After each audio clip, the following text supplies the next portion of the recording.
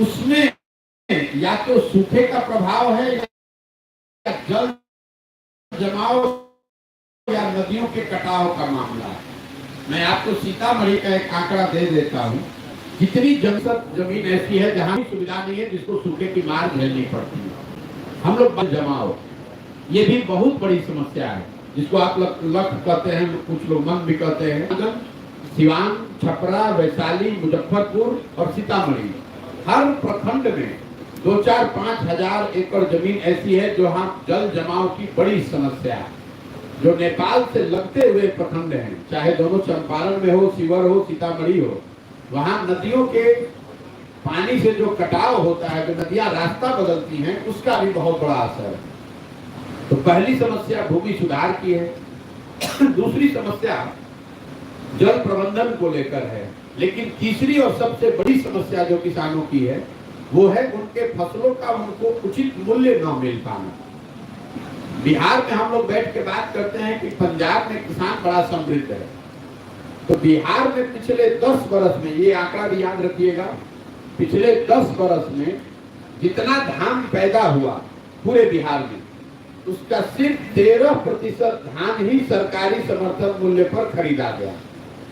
गेहूं के लिए यह प्रतिशत है 1% गेहूं और 13% धान सरकारी समर्थन मूल्य पर खरीदा गया। पंजाब में 70% धान और 75% गेहूं सरकारी समर्थन मूल्य पर खरीदा गया। नतीजा क्या है? एक आर्थिक सर्वेक्षण बताता है कि बिहार में किसान जो पैदा करते हैं, उनके उपज का, फसल का दाम नहीं मिलने की वजह से हर साल करीब 20,000 करोड़ रुपया का नुकसान यहाँ के किसानों को हो रहा है। तो ये जो 3 समस्याएं हैं, जिसको आप कह सकते हैं सर्वस्पर्शी है, बेरोजगारी, पलायन, दूसरा ध्वस्त हुई शिक्षा व्यवस्था, और तीसरा किसानों और किसानी से जुड़ी हुई समस्या। इसके अलावा जो 4 केंद्र सरकार की सबसे बड़ी योजनाएं चल रही हैं, उसकी धरातल पर क्या स्थिति है, मैं वो आपको बताना चाहता हूँ। केंद्र सरकार की सबसे बड़ी योजना है प्रधानमंत्री गरीब कल्याण योजना, जिसमें लाभार्थियों को 5 किलो अनाज हर महीने मिलने की बात कही गई है। जमीन पर सच्चाई ये है कि हर लाभार्थी को 4 किलो अनाज ही मिल रहा है।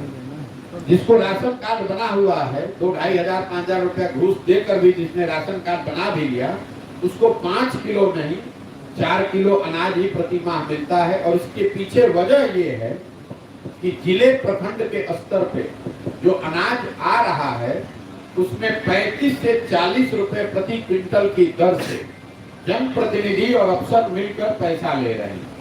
ज्यादातर जगहों पर लोगों ने बताया कि इस 35-40 रुपए में 6 से 8 रुपए प्रति क्विंटल की हिस्सेदारी विधायकों की भी है। मैं